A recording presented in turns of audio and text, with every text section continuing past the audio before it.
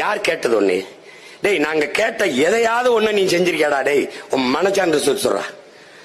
படிக்க பள்ளிக்கூடம் இல்லைன்னு கேட்போம், மருத்துவமனை சரியா கட்டி கொடுன்னு கேட்போம்.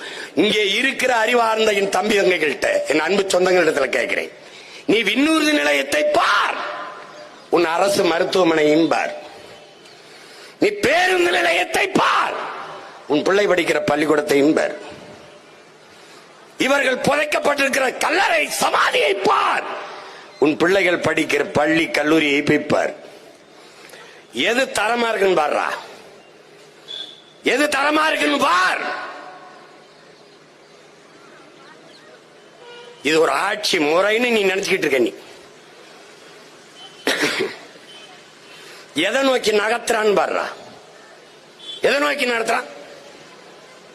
எப்படிப்பட்ட நாடு? இப்படி யோசிச்சு பாரு, நீ யோசிச்சு பாரு. ஒருத்த கள்ளச்சாராயம் காய்ச்சுகிறான், குற்றம். அதை போய் குடிக்கிறான், குற்றம். செத்து போறான், 10 லட்சத்தை நாடு அறிவிக்கிறது. எல்லோரும் ஓடி போய் பார்க்கிறார்கள்.